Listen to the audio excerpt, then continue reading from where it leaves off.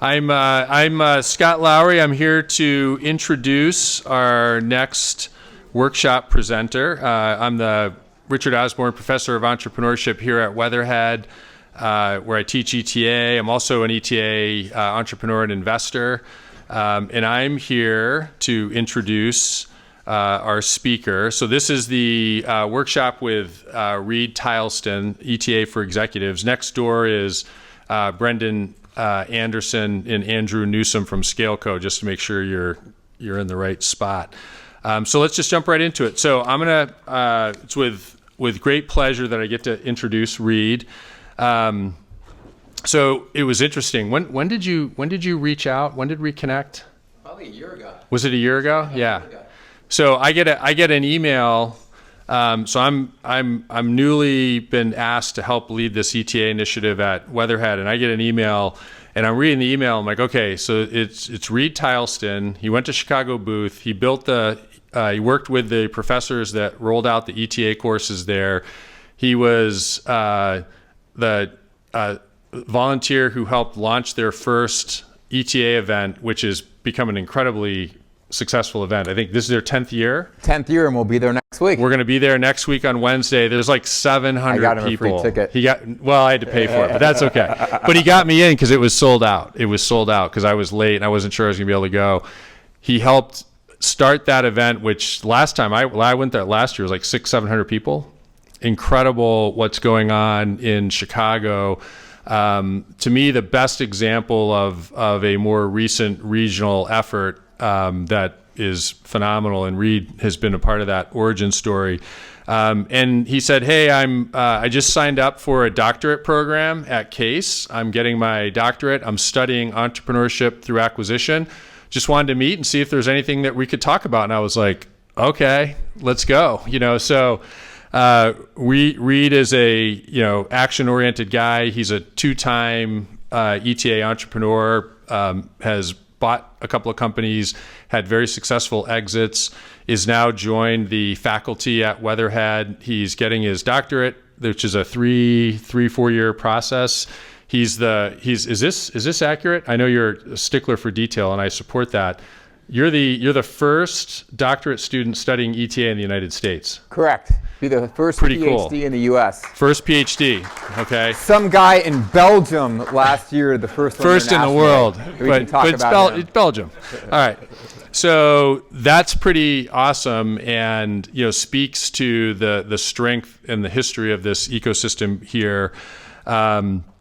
So Reid lectures at institutions such as Dartmouth, University of Chicago, University of California. He serves on the University of Chicago ETA Advisory Committee. He's got 16 years experience acquiring, opening, growing, selling companies. He's a graduate of the University of California at Berkeley and the University of Chicago Booth, where he got his MBA. And we're super grateful to have him here at Weatherhead. And I'm going to turn it over to Reid, and he's going to take it from here. Great. All right. Thank you, Scott. Can everybody hear me okay? All right, perfect. Yeah, it sounds kind of impressive when he says all that stuff there, but hey, what can you do? Just to help me understand, I want to get a sense of who here is in the audience today. So if you are someone who is thinking about going down the ETA track in some capacity, can you raise your hand? Awesome. Let's see. Joe, Yep. Tell me about where you're at in the process. Early search. Yeah. Are you employed currently? Yep. Great. And what's one industry that fascinates you? I'd say industrial services. Industrial services. Came to the right place. I bought and sold an industrial services company that I sold May of last year, so happy to talk a lot about that. Awesome. And who here is an investor? Any investors in the ETA space in the group? Great. Mark. Yes, sir. What kind of investing do you do? We invest, but we also operate businesses, yeah. Great. Manufacturing companies. Great. So solely manufacturing? Pretty much. Awesome. It's crazy. I was looking at some stats from Biz Buy Sell yesterday, and they say that manufacturing deals are up 13% last quarter, year over year, and that manufacturing companies in the U.S., cash flow, EBITDA, is up 10% year over year as well. So a lot of exciting stuff in manufacturing, and Cleveland is certainly a huge ecosystem for manufacturing as well. Who's a service provider in the room here? Lender, anything like that? What's your name? Rachel. Rachel. And where are you from? I'm starting my own business.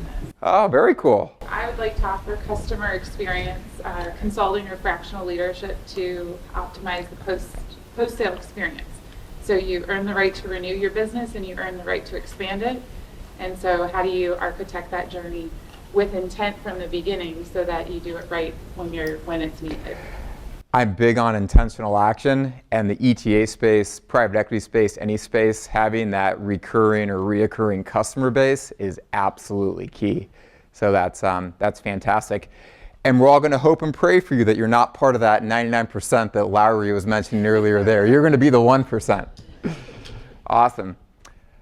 So I'm going to talk to you about entrepreneurship through acquisition, the self-funded route, which I like to refer to as entrepreneurial business ownership, because ultimately, as a self-funder, typically you will own the majority of the business, so you'll be a business owner as opposed to an equity employee. Give you a brief background on how I started in this whole endeavor. This is the Old Ship Saloon. It is a bar in San Francisco. It's actually the second oldest bar in San Francisco. That mast that you see is from a ship that sunk during the gold rush in 1851. I was at happy hour with two individuals that worked at a small private equity firm, my older brother and another associate there. They were looking at sourcing this fitness franchise in Minnesota called Anytime Fitness. Who here has heard of Anytime Fitness? Yeah. So back then in 2007, they had about 300 clubs in the US, about 2 in California, and these two private equity jockeys were trying to convince the founders to sell them the franchise. Founders said, no, we don't want to do it. But in this diligence they were doing, they saw all these clubs could perform, which back then you could put $250,000, most of which you could finance, and these clubs could spit out 10 to 15K of EBITDA per month. So it was very lucrative back then. So I was thinking about what my next career steps were. I was lucky. I was in my mid-20s, and I'd managed to save up about $100,000. So I had a little bit of a war chest that I was ready to deploy somehow. I went to Berkeley, but I did not get a degree in software engineering. So I was looking for something simple to do. Long story short, the three of us decided to partner up. We were going to put some equity into it. I was going to leave my job. I also worked in finance, go to the Central Valley, open up a bunch of Anytime Fitness clubs, and we were all going to dance off into the sunset being entrepreneurial small business owners. This was April of 2007. Who knows where this story might be going, right? So we go to the Central Valley, open up a club in Sacramento, and 3 things happened. 1, I didn't know how to run a business, right? Second, the Great Recession hit. Unemployment went from about 4.8% to 11.7% over a 5-month period. And most importantly, though, we thought we knew better, and we chose to ignore the franchisor's guidance, and we opened up in a bigger market. We should have gone to a fringe market instead. So those 3 factors together combined to some underperformance. Nevertheless, we're scrappy. So it was at this point that I became a business owner. That is Captain Running Man. He is the mascot of Anytime Fitness. As we were getting desperate, as I was getting desperate to sell memberships because my 2 partners had full-time jobs, they couldn't be there, rented that suit among other things, pounded the pavement in the hot Sacramento summer to sell short-term memberships that we eventually flipped into recurring membership agreements per our conversation a second ago. Got the club to make a couple $1,000s a month, so it was cash flow positive, but it was not going to be a good IRR, return on the investment. Ultimately, at that point, I had an identity issue, though. I said, you know what? I'm not a CEO. I'm not an entrepreneurial employee. If I'm going to be the one that has to wear the purple superhero suit in the summer heat, I'm going to be a business owner.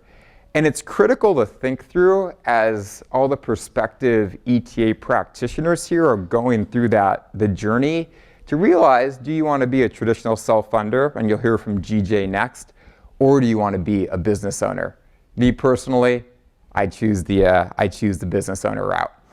At this point, older brother and I aren't talking much. Zach, the other partner, His wife, who did not support this endeavor, was ready to leave him. They decided they did not want to be a part of future endeavors. I knew exactly what I had done wrong and what we had done wrong, so I was able to go out, raise money in a different way, and become a successful, top-performing multi-unit Anytime Fitness Club owner all throughout those small towns in the California Central Valley. So that's a little bit about me and how I got involved in the world of entrepreneurship through acquisition. We have heard about the silver tsunami, and we were talking about it earlier at this table before we kicked this thing off. By a show of hands, who here has procrastinated at some point in their life? Charles, what's something you procrastinated on recently? Recently, I procrastinated on some homework that I was supposed to do quite early, and I decided, no, I'm not going to do it until the last minute. Okay. And just so you know, these are all students at Hawken, and that's their teacher, Ms. Baines. So hopefully it was not for Ms. Baines' class that you procrastinated on. Awesome. Yeah, what's so interesting is that, this number really came about in 2010. And people have been talking about it for the last, 13 years. But what the data actually shows is that a lot of small business owners are procrastinating selling their business. So this opportunity exists now. First, they thought they were going to retire in their 60s. Now they're predicting they're going to retire in their 70s. Maybe it'll be in their 80s. So small business owners are procrastinating and selling their businesses. The key takeaway is that means that this opportunity in ETA, it's not in the past, right? It is actually happening in real time now, and it will continue to happen in the near future. And I forgot your name in the blue there. What was it? Let me see your name tag again. Yeah. Steve, you own a company right now, and you're thinking about this stuff, right? Yeah. And it's interesting, too. My takeaway is that, by the way, being a small business owner is so much fun that business owners just simply don't want to sell. So keep in mind, though, that this opportunity is happening, and it's happening in real time. Other thing to keep in mind is that when it comes to family-owned businesses, there is significant attrition rates that happen. 30% survive into a second generation, 12% into a third, and 3% into a fourth. It is absolutely crazy. And this is not just the mom and pop flower shop on the corner that's making, $100,000 of revenue. This happens to big companies that are making millions of dollars of EBITDA. Now, private equity will play a very big role in this transition. Strategics will play a big role in this transition. There is certainly a space for ETA practitioners, both traditional and self-funded, in this as well. So there's an interesting social good component when it comes to ETA as well.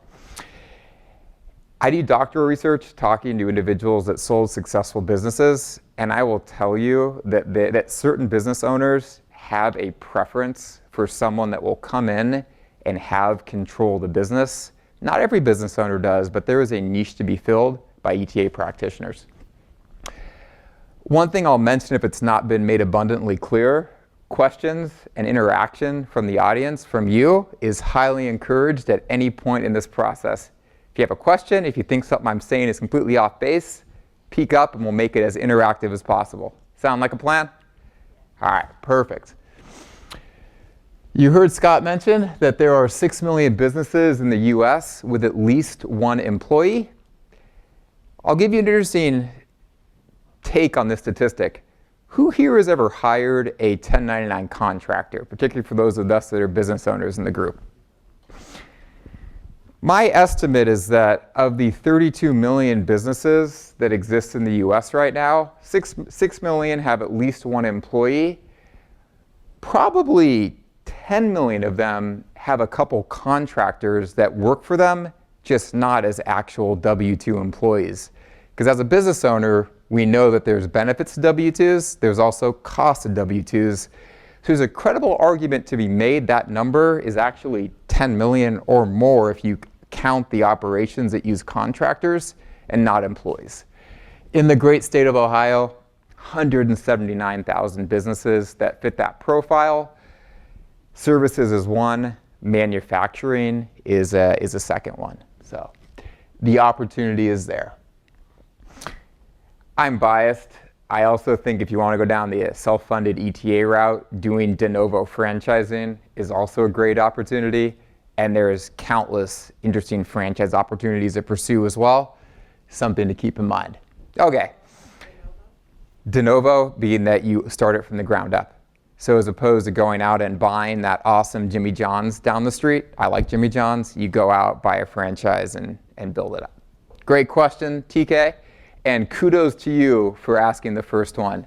There'll be some kind of prize later, TBD. A lot of great studies have been done to show that people that are self-employed are happier. I tend to think that if you choose not to be self-employed, you're simply buying yourself 5,840 under happy hours per year. It's 16 hours a day, the amount that most of us are awake times the number of days in a year. So if you want to be happier, be self-employed. A lot of academic research backs this up though. I think the most interesting example of it is there's a really cool natural experiment that happened in the late 80s and early 90s. And that is that the Berlin Wall came down. So they did a very cool study that showed people in East Germany, and they compared them to West Germany, that had never had the chance to own their own business. And they're able to compare some of the fulfillment and happiness levels across them to show, among other studies, that that was the case. So interesting take on the what happened during the Cold War. So, fundamentally today we're just going to talk about transformation from being an employee, right, to being a business owner. Locomotion, a really cool academic study that came out in 2017. I'm going to ask everybody a question. Do you think that people on average are happier, which is defined by a sense of fulfillment, when they're in a state of one, self-assessment, which is when you're thinking about doing something, right? Do I want to go and buy a business? Or in the state of locomotion, which is actually taking steps towards achieving that goal. Who here thinks that you're happier in a state of locomotion, actually taking steps? Fair enough. Who here thinks it's self-assessment, thinking about things? Yeah, it is absolutely locomotion, and the numbers are not even close. And I'll venture a question out to everybody here. What do you think shows the impact of how happy the person is in that state of locomotion? Throw out a couple guesses. Just mention some things. Energy. And what's something that drives energy?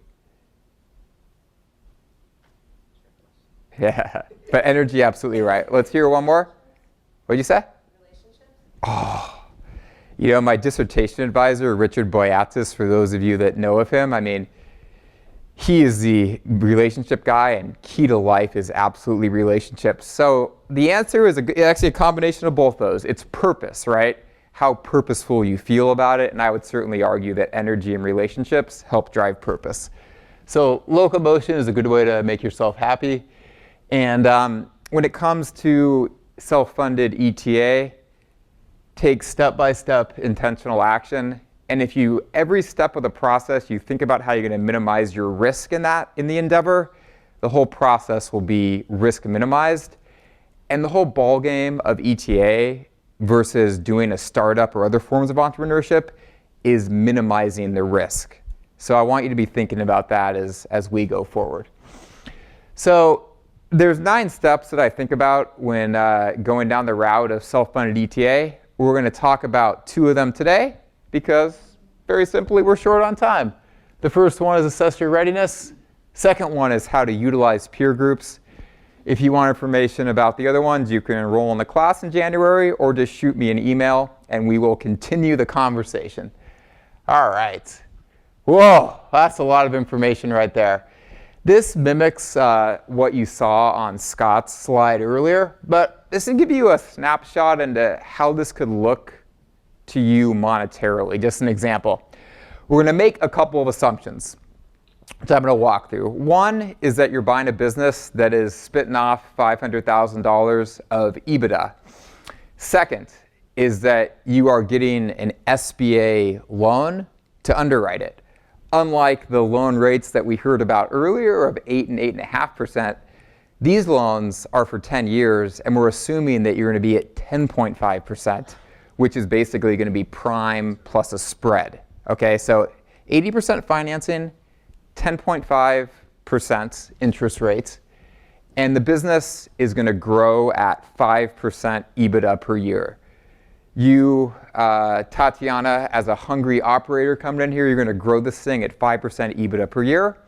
We're making the assumption that you're buying the business at 5 times EBITDA, so it's a $2.5 million purchase price.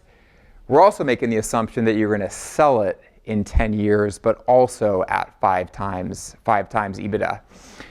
In terms of multiples that exist in the marketplace right now, I tend to think that 3 to 6 times is where most of these deals are getting done right now, but there's anecdotal examples on both sides of that. You heard Scott earlier mention the Stanford Search Fund study.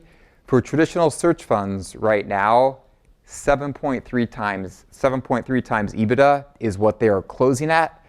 On the flip side, I am working with a guy in California, in the pricey Bay Area.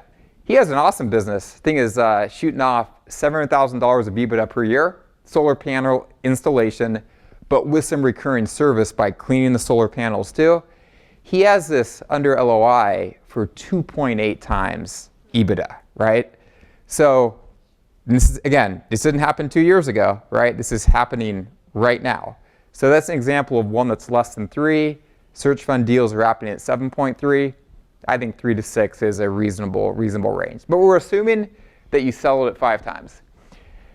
That's what your life could look like. Look at the owner cash flow you're going to make.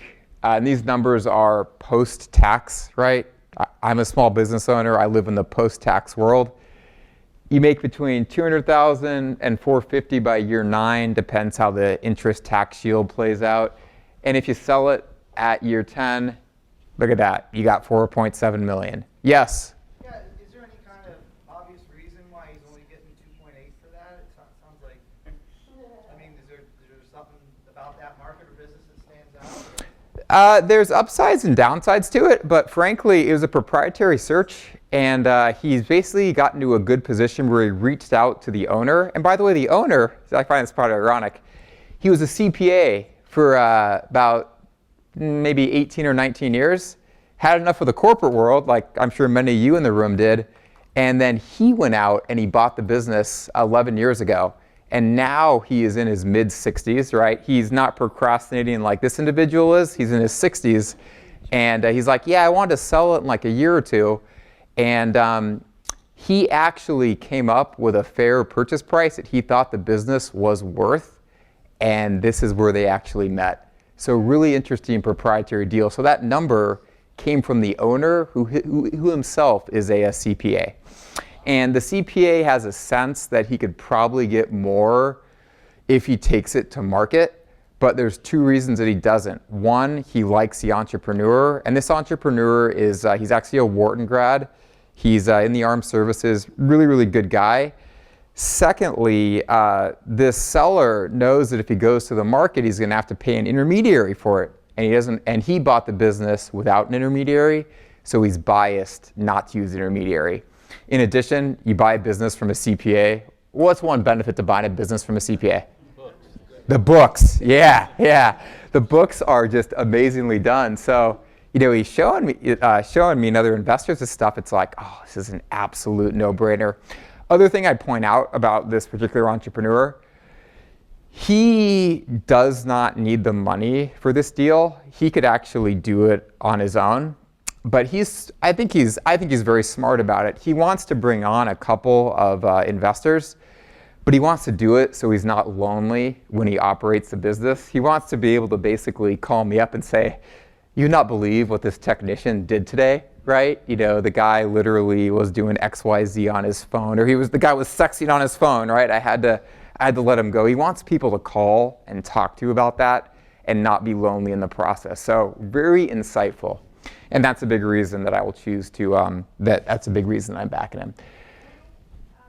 Yes? I think, you talked about the average years of when people are retiring. Yeah. If you look at how much cash they're taking out or they can take out, Yeah. and you're having fun with your business, and you don't need an exit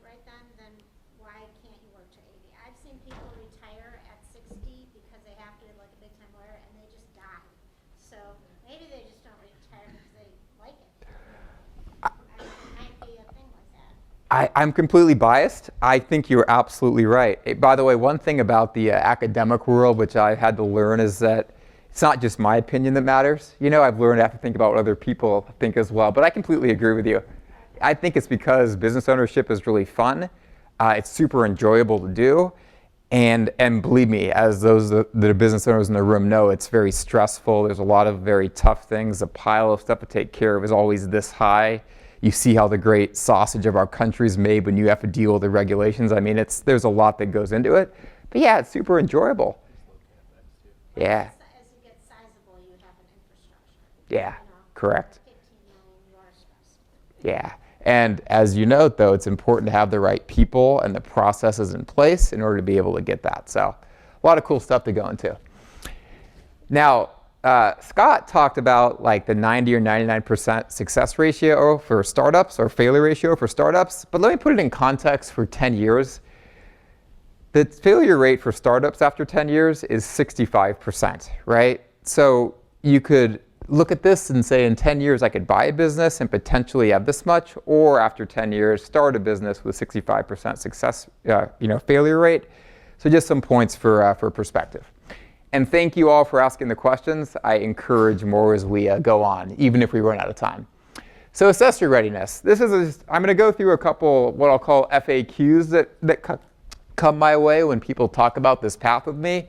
One is, can I keep my job and search part-time, or do I really have to quit my job and leave the W-2, and do I have to make this thing a full-time endeavor? There's a study that came out about a year ago by a group called the Search Investment Group. It's run by a guy who's a Harvard grad. He has a healthcare platform company, and what he's trying to do is mimic the Stanford Search Fund study, but for self-funders. So some cool information on there. He basically showed that of people that go down this self-funded route, and this data is not academically scrutinized, so it's not perfect, so just take it with a high-level picture grain of salt, that 39% of people that go down the self-funded ETA route find a company to buy, okay? So 39%, which compares to traditional search funds since 1984, 49% have found a company to acquire that route. So the people that are doing it, 39% are closing deals. Now, if you assume that the time frame is 12 months, of people that are searching full-time, 58% are finding a deal within 12 months. Those that are searching part-time, it's 46%. So there's not a huge statistical difference. I'll point out, though, that there's someone who I backed to buy a company that was searching part-time. He worked in private equity, which in and of itself, by the way, is like he's working like 50 hours a week in that job.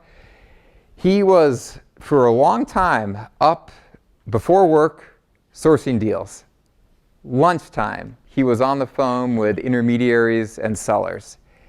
After work, he was burning the midnight candle. I watched him easily put 40 plus hours a week into sourcing a deal.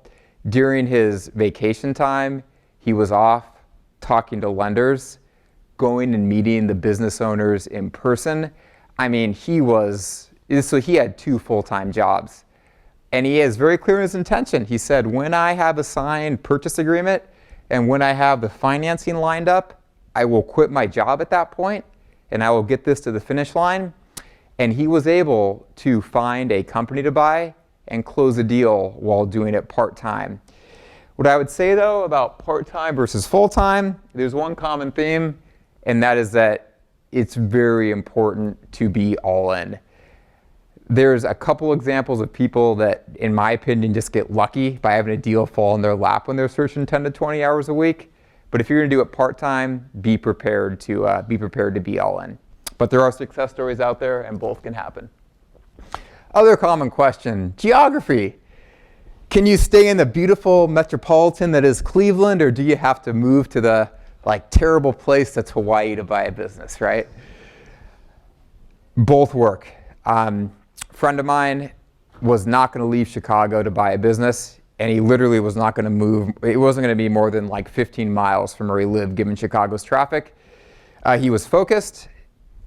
diligent with it. He told every single intermediary he could talk to, every business owner he could talk to, I'm looking for a business in Chicago only. And he was able to, of course, find a business in Chicago. I also believe that having geographic flexibility is one of the best things that you can bring to being doing self-funded ETA, because there are fantastic businesses in not desirable locations that you can get for a lower multiple. And I'd also tell you, and I'm very biased in this, being the individual that owned fitness clubs in small towns in the California Central Valley, that living in small towns and being a big fish in the small pond is a pretty fun lifestyle as well. And with how close airports are these days and the plethora of transportation options, being geographically flexible and going after smaller town opportunities is a great way to go as well. You can get better valuation deals and you can find good businesses too. So geography, either one works. The key is that just be honest with yourself before you start searching about which route you're going to go. Because when you start talking, any intermediaries or brokers or bankers in the room here, investment bankers, I mean? Yeah. Okay, perfect. So I can talk badly about them all. Just joking. You got to realize, though, it's very competitive. You have private equity firms, you have strategic buyers. Some numbers I read recently is that individuals that are looking for businesses to buy, a little over 50% of them are either current business owners or past business owners. So as a self-funded ETA practitioner, you have to be able to tell a very compelling story to intermediaries and owners that control these businesses. So if you're going to have a geographically based search, just be clear that I am only looking here, or be clear of I'm really open to doing anything, because the reputation that you get with those intermediaries matters a lot.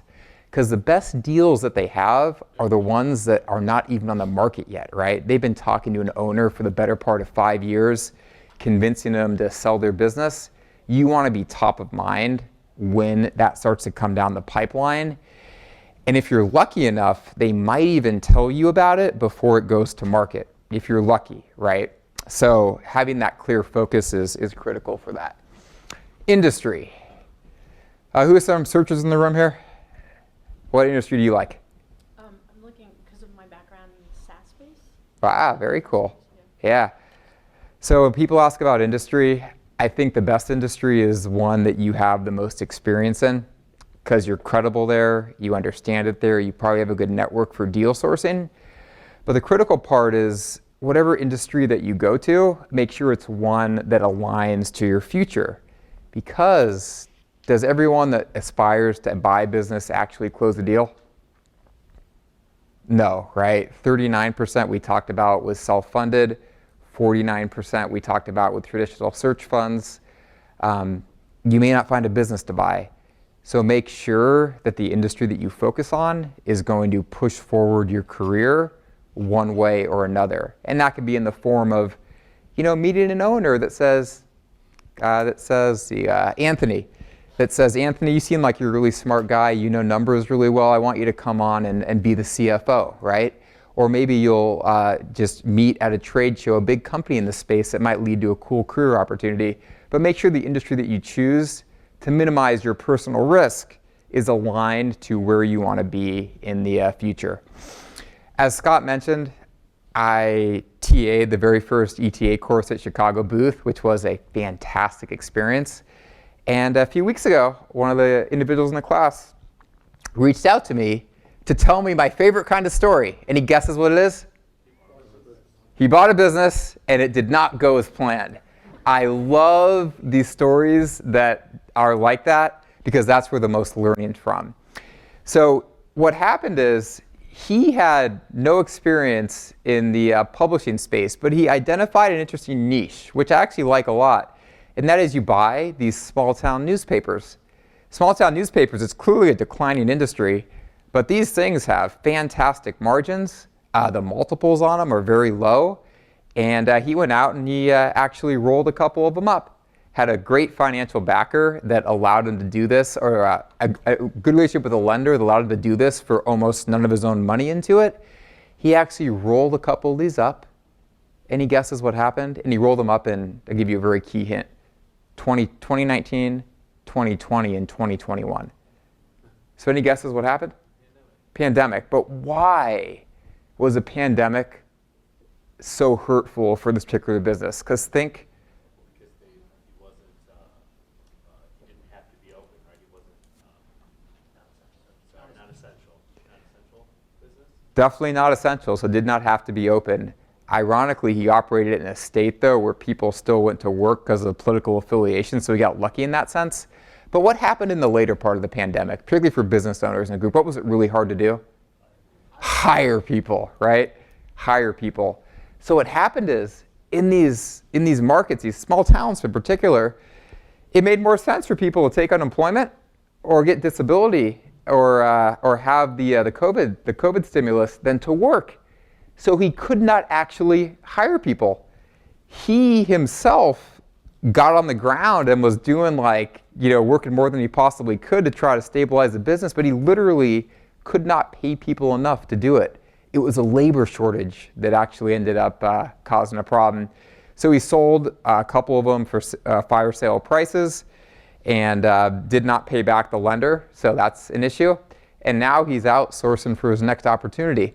The key takeaway, though, is that one, he chose an industry that didn't really have, what I beat him up for on it, he's a great guy, we have excellent rapport, he's my friend, right? But I beat him up for one, you didn't have industry experience in it. Two, you went for a declining industry. And three, you're not really passionate about the industry either. Like, I know you don't want to go back into publishing, you want to go into something different.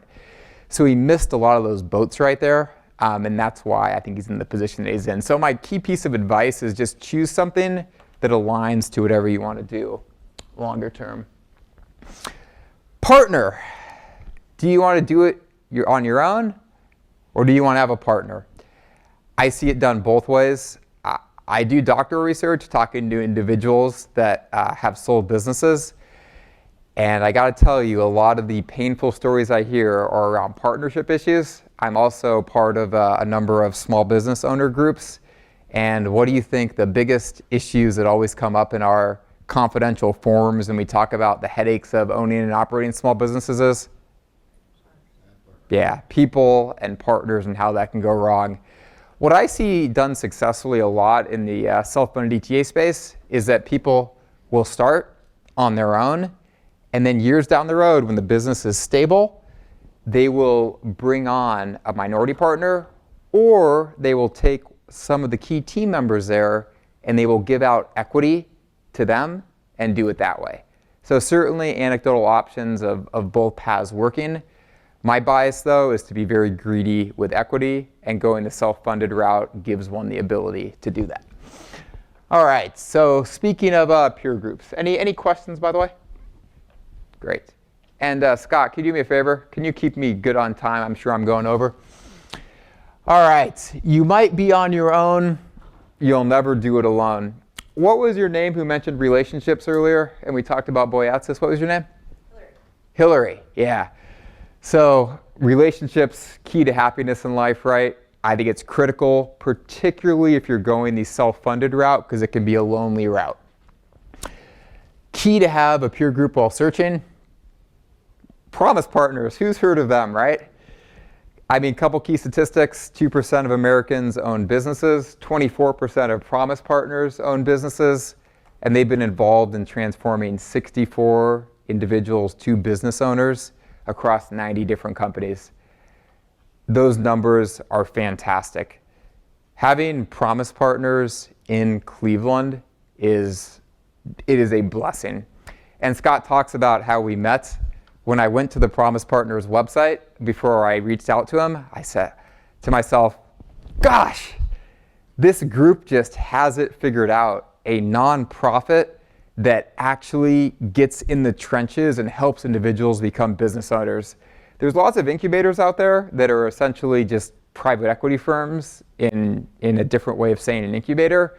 Promise Partners is not that way. And I just think it's a fantastic group. And I'm not actively involved in it, so I don't have, yet at least, so I don't have any bias on that, but take advantage. Another great way to do it is you can go out and get an MBA. After the fitness clubs, I got an MBA at Booth and planned the first search fund conference, ran the student group. By the way, Case Western right now, 61 students at Weatherhead are in the student group. How cool is that, right? So CASE is building a pretty strong student group ecosystem. And then you have a community of people that you can reach out to afterwards, both as a peer group while you're searching to talk about the pain of this just happened or that just happened, people to potentially invest in, whole 9 yards. So getting an MBA is a great way to do it. You could also take a class, right? If you take my class, you'll become part of the Grit It Done community afterwards. There's also a bunch of other ones out there. Just Google ETA class or buy a business, right? The critical factor, though, which I encourage everyone to think about, is no matter which of those routes you go, it's not so much what you're going to learn during the week or during the semester or during the month, the boot camp, whatever it is. It's going to be what? The relationships, right? It's going to be the people that you meet afterwards, and they're going to keep you accountable to your goal of buying a business. Maybe they're going to invest in the business. Maybe you'll hire them as the COO of the business, right? Who knows? Maybe you'll buy a business and 5 years later sell it to somebody in that space. The amount of interesting things that I see take place within these networks is absolutely fantastic. Booth certainly did that to me. Other things I've been involved in has. And most importantly, let's think about the present here. Case Western, Promise Partners, and what everybody doing here in Cleveland right now is going to be key as well. So that's my way of saying network, get involved. We are literally building a community almost from the ground up here, and it's super exciting. All right. Also, if you go a traditional search fund route, or if you are smart, or if you cultivate relationships with certain investors as you're looking to search, the investors will have happy hours for individuals that they're backing. They'll have retreats in Florida in January to get together.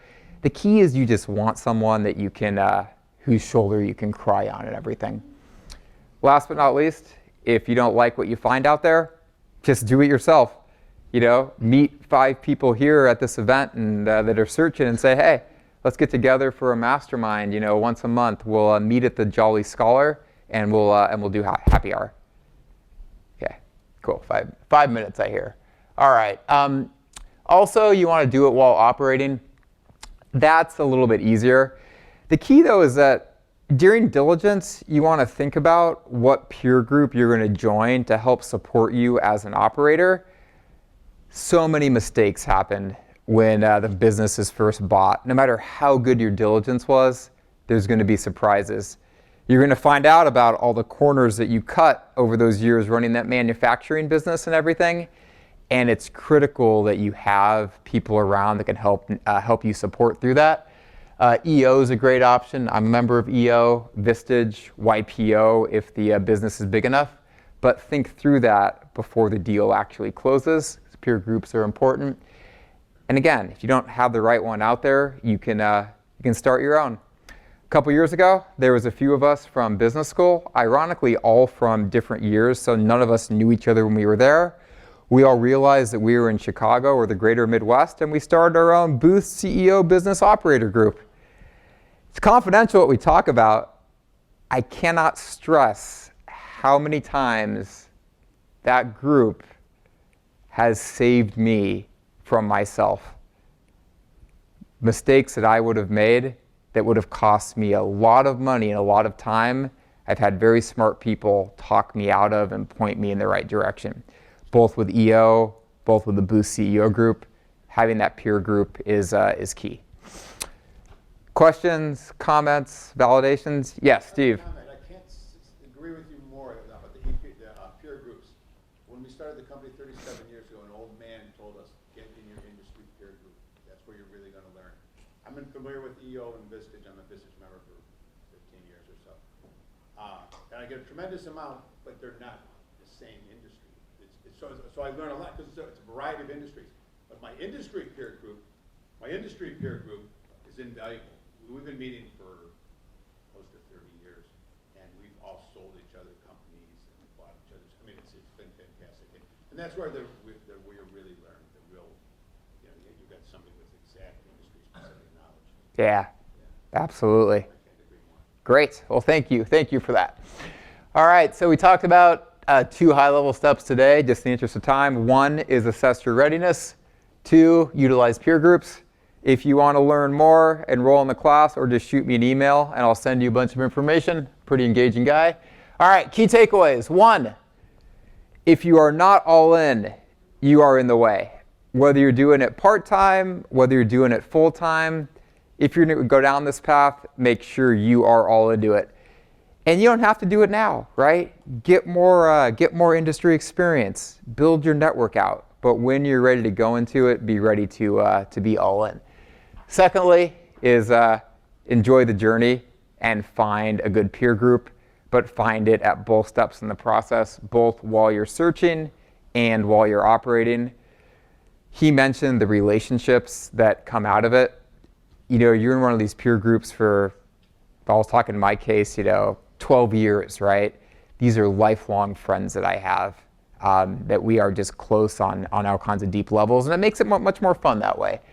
Third is that this is fundamentally about being an entrepreneur in a risk-minimized way. There's a lot of steps in the process. Minimize risk at each step, and the journey overall will be as low risk as it possibly can.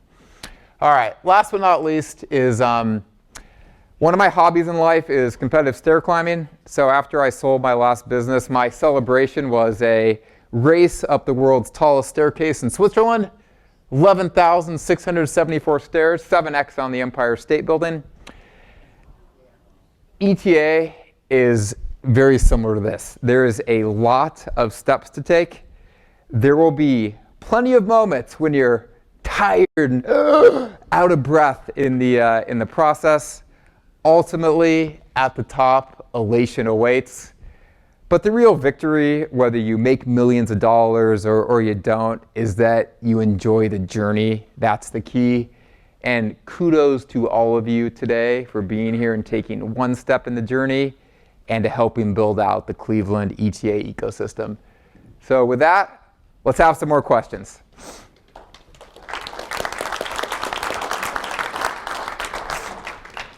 We probably have time for 1 or 2 questions. Kylie. I know I'm talking too much today, but I didn't get to fit in when Scott was talking that Gorilla had in my class. You didn't have them, but Scott did. You had to put 100 steps to become why you wanted to go search and become an entrepreneur before you could go jump in and do it. And that was probably the toughest thing, and I never made it to 100, why I probably didn't do it, but I'm sure Scott did. Did you have the 100-step thing? Yeah, it was amazing. So when you just said these steps, I just want to share. Cool, thank you. Yeah, what you're talking about is the Richard Osborne, who recalled the gorilla, who was the professor that turned me onto ETA and Kylie. He had this thing called the $3 billion idea. It's actually in the ETA resources that you'll get access to at the end of the day today. But it's the goal setting process that Mort Mandel used to turn his small fastener company that he and his brothers started out of the back of his truck into a $3 billion company that they eventually sold, and then gave a lot of that money back. There's a building with their name on it across the street over there. So it works, whether you want to climb a bunch of stairs or you want to go buy a company, it's being intentional and, gritting it done, as Reid likes to say. And Scott's going to join me next time I do that race. That's right. Yeah, that's right. Yeah, it'll take me about 14 weeks to get to the top, but save me a spot up there. Any other questions before we wrap it up? All right. Well, hey, let's give Reid another round of applause. So Reid, I want to just say thank you. I mean, Reid's been an incredible partner. We've been working together for a year, and the contribution, the ideas, the support has just been invaluable. I want to give you a very modest gift to say thank you. Thank you. For all that support, and excited to see where it takes us over the next few years. You got a lot of work to do with your research, and we're working on a lot of things together, so it's going to be really fun. So one more round of applause for Reid. Okay, so just real quick, next steps. I do want to point out on the inside of the cover of your workbook are all the sponsors for today. There's no way we could have pulled this off without the support of all these organizations helping to get the word out, helping to cover the expenses of the event. We can't thank everybody enough. Some of those folks are here in the room during the break. If you want to stop by and talk to the different groups that are represented, that would be fantastic. We've mentioned several times, and I want to keep mentioning it because I think this is the group that's clearly the most interested in this topic in Cleveland, and I want you all to have the first opportunity. Check out Reid's class. It's on the back cover through Friday. You have an opportunity to get like an extra deep discount on that, so it's an incredible value. Reid and I are actually going to do a webinar on Friday, so if you have more questions about the class or you want to learn more about Promise Partners, there's on page 34 of the workbook, there's a QR code. You can sign up for a webinar that Reid and I will be on Friday, and then we have a second session that'll be just me next week on Wednesday. All right, so we got about a 15-20 minute break before the next session starts at 11 o'clock. That'll be the last workshop before lunch and the afternoon general session. If you want to check out page 7 of your workbook, we'll have details on the next workshops. It might be 7 or 9. I might have that written down wrong. In this room, G.J. King will be presenting. He's a traditional search fund entrepreneur. He's also on the faculty here at Weatherhead teaching ETA. He's going to tell a phenomenal story of how he bought a company and had a remarkable journey and exit, a very interactive session. And then next door, Jeff Bowman is going to be presenting on how to scale the business once you've bought it. And he's got a lot of experience in that area. Page 2 is the agenda for the rest of the day if you're curious what's happening. And I just want to say thanks again for being here. With that, we'll wrap it up, and we'll see you back in this room or next door at 11 o'clock. Thank you so much.